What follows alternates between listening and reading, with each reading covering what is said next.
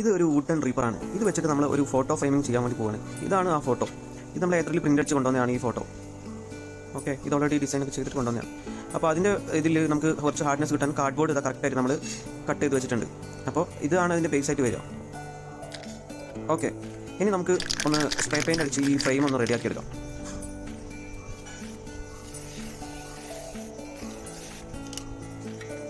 ഇപ്പോൾ ഇത് ഉണങ്ങാൻ വെച്ചതാണ്.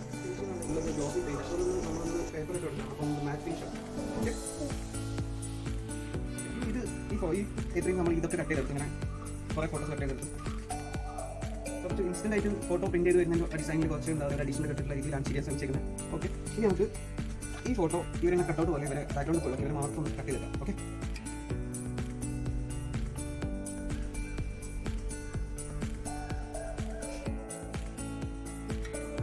ഇനി നമ്മൾ ചെയ്യാൻ പോകുന്നത് നമ്മൾ ഈ ഫ്രെയിമുകൾ കറക്റ്റായിട്ട് അലൈൻ ചെയ്ത് വെക്കുകയാണ്. എന്നിട്ട് നമ്മളത് ഫ്ലെക്സ് ക്യൂക്ക് വെച്ചിട്ട് നമ്മളത് കറക്റ്റായിട്ട് ഒട്ടിച്ച് വെക്കും.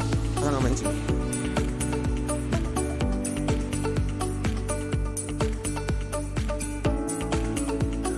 ഇപ്പോൾ നമ്മൾ ഫ്രെയിം കറക്റ്റായിട്ട് ഒട്ടിച്ച് വെച്ചു. ഇനി ഈ കോർണറിൽ നമുക്ക് ഈ കട്ട് ചെയ്തിട്ട് ഫോട്ടോ ഒന്ന് പേസ്റ്റ് ചെയ്യണം.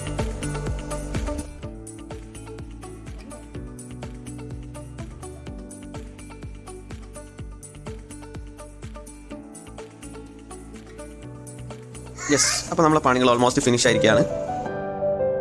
ഇഷ്ടപ്പെട്ടാൽ ലൈക്ക് ചെയ്യാനും കമൻറ്റ് ചെയ്യാനും മറക്കല്ലേ.